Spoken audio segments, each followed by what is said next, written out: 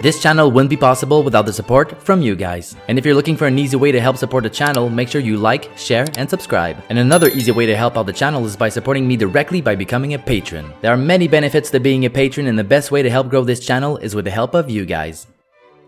Before we start, this video is sponsored by Collect Edition. They have a huge commander inventory and worldwide shipping, so check them out with the link in the description. Hi, I'm Jared the Subway Guy, and this is my story. What the fuck? This is my story. Ready to write yours?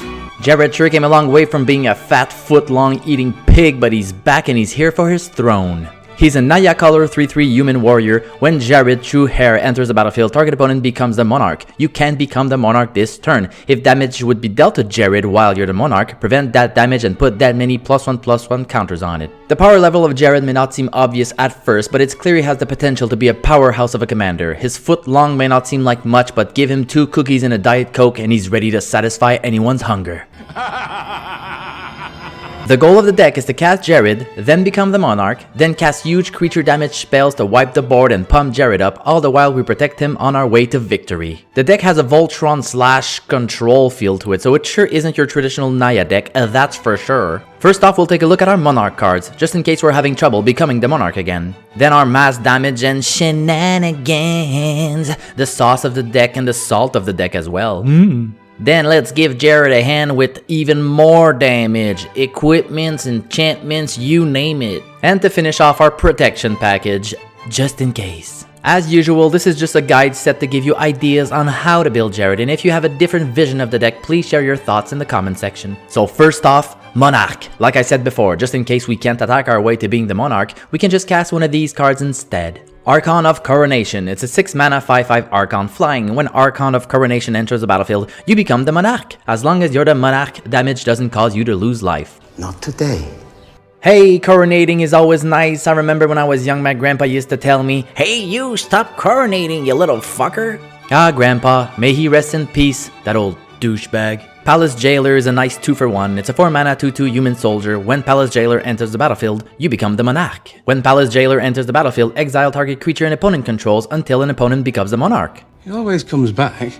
Pretty versatile and super politic as well. Take out a big creature and just ask people not to attack you or that creature will come back. Please don't, oh no, Narj. Emberwild Captain. It's a 4 mana 4/2 Djinn pirate. When Emberwild Captain enters the battlefield, you become Le Monarque. Whenever an opponent attacks you while you're the Monarch, Emberwild Captain deals damage to that player equal to the number of cards in their hand. I dare you to attack me now, little chicken. I'm gonna have to eat every fucking chicken in this room.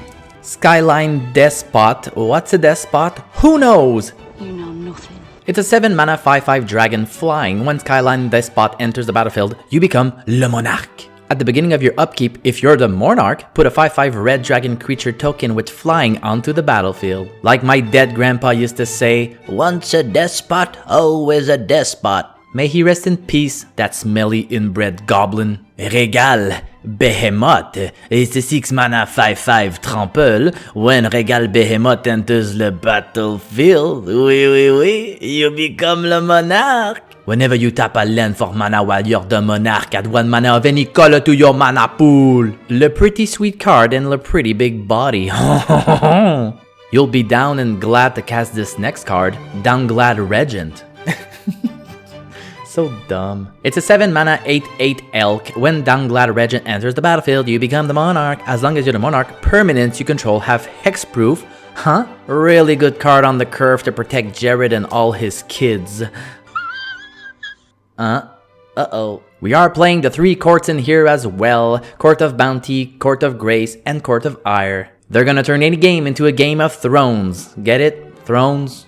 Courts? Okay. So now, you wanna keep your creatures, huh? In your dreams. It's a beautiful dream. It's time to look at our mass damage and shenanigans, acham. Blasphemous Act. Deals like 13 damage to each creature. All men must die.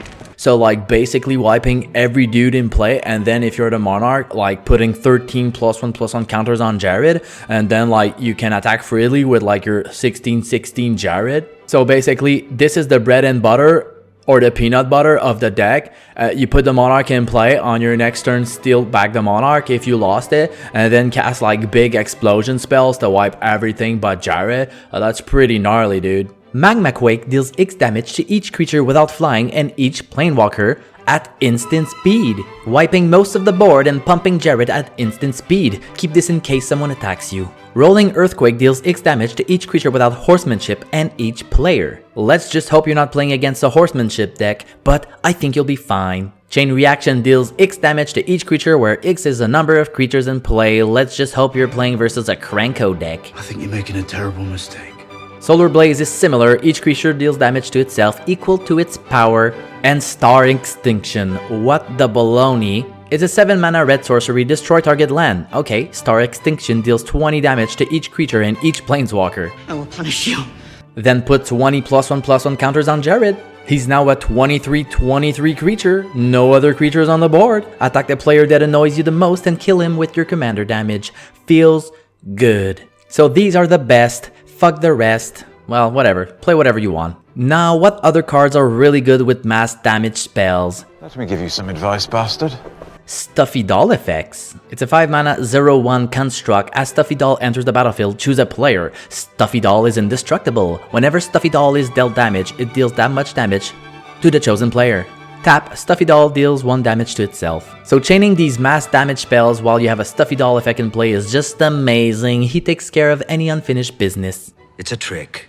Same thing for Mog Maniac. He's a 2 mana 1/1. Whenever Mog Maniac is dealt damage, it deals that much damage to target opponent. Not indestructible, but at least you can decide who you shoot for 20 damage when you cast your Star Extinction. And ya boy, Boros Reckoner. Always loved this card, but never saw any fit in Commander. Until now. And my favorite, Brash Taunter. He's a 5 mana 1/1 indestructible goblin. Whenever Brash Taunter is dealt damage, it deals that much damage to target opponent. Pay 3, tap, Brash Taunter fights another target creature. Pretty sweet with all your mass damage spells, plus he can fight Jared and pump Jared up.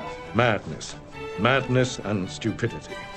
2 amazing cards that you gotta play with Monarch are Paria and Paria Shield. All damage that is dealt to you is dealt to enchant creature instead. They say it can't be killed. Slam this on Jared to redirect any damage dealt to you back to Jared, meaning that your opponents can never take back the Monarch from you because you're never dealt damage anymore. Plus, Jared gets hella thick. Or slam these on Stuffy Doll or Brash Taunter that are indestructible and never lose the Monarch again. Another card that's amazing with Jared, Guilty Conscience. It's a 1 mana enchantment. Whenever enchant creature deals damage, Guilty Conscience deals that much damage to enchant creature. So Jared gets thicker and thicker each time you attack. Yes. Gideon's Sacrifice is another cool one at instant speed. Choose a creature or planeswalker you control, probably Jared. All damage that would be dealt this turn to you and permanents you control is dealt to the chosen permanent instead. So someone is attacking you for lethal, right? Redirect all that damage to Jared. How did a mad fucker like you live this long? Or you could also cast one of your mass damage spells and keep priority to cast Gideon's Sacrifice targeting Jared. I'll prevent all the damage from my Blasphemous Act dealt to my creatures and redirect that all on Jared. But let's say you had only 3 creatures in play, that's a 39 damage. That's a 39 +1/+1 counters on Jared, plus wiping the board, and all that for 1 red mana and 1 white mana. Talk about a thick pizza crust. Now things might not always go your way and we might need a little bit more help for Jared. Overwhelming Stampede helps us out by giving Jared trample in case our opponents have any creatures left to block. We are playing a lot of fight cards in here because we get added value with Jared, killing a creature and putting counters on Jared in the process. Ancient Animus, it's a 2 mana instant, put a +1/+1 counter on target creature you control if it's legendary, like Jared.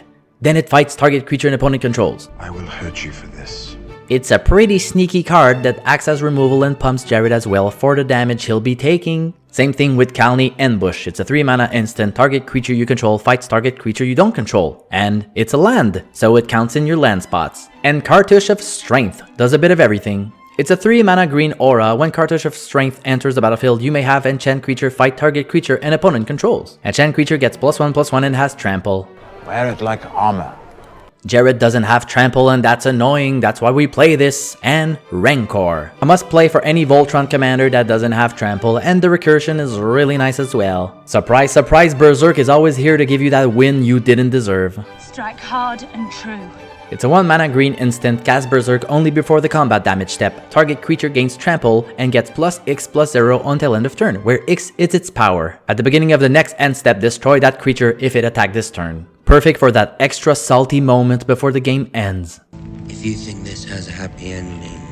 We're running 2 equipments in this deck, and that's Shadow Spear and Embercleave. Shadow Spear gives +1/+1 trample lifelink, and Embercleave gives +1/+1 trample double strike. Like my dead grandpa used to say, trample is all we need. May he rest in peace, that old wrinkled oomph. So we can't play Voltron in this day and age and not have like a lot of protection. But first, let's make sure our creatures don't die from all our mass damage spells. The Wanderer, Mark of Asylum, and Blessed Sanctuary prevents all non-combat damage that would be dealt to creatures you control. Having one of these in play when shit hits the fans is a game changer. Goading has always been one of my favorite abilities, and with the Monarch, it's amazing. Marisi, Breaker of Coil, and Dude Rager. Marisi reads whenever a creature you control deals combat damage to a player, goad each creature that player controls.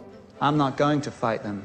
And Dude Rager reads, Landfall, whenever land enters the battlefield under your control, goad each creature target player control. These are some of the key cards of the deck, making sure we keep the Monarch as much as possible. Silent Arbiter, it's a 4 mana 1/5 construct, no more than 1 creature can attack each combat, no more than 1 creature can block each combat. I know, it's anti-wombo with goading, but you probably won't be playing them at the same time, and it's just too good to pass on. Flawless Maneuver, Boros Charm, and Akroma's Will can give either indestructible or protection from all colors if need be. Plus the double strike are possible win cons in this deck. I'm a sucker for runes, Mother of Runes and Mother of Dragons Khaleesi. That's what I am.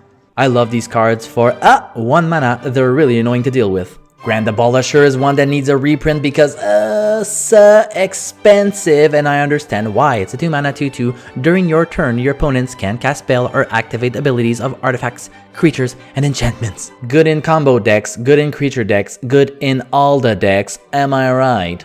Sack Selfless Spirit to give indestructible to all your creatures, especially good with all these mass damage spells. Sejirita Shelter. It's a 2 mana instant. Target creature you control gains protection from the color of your choice until end of turn. Plus, it's a land. It's really good.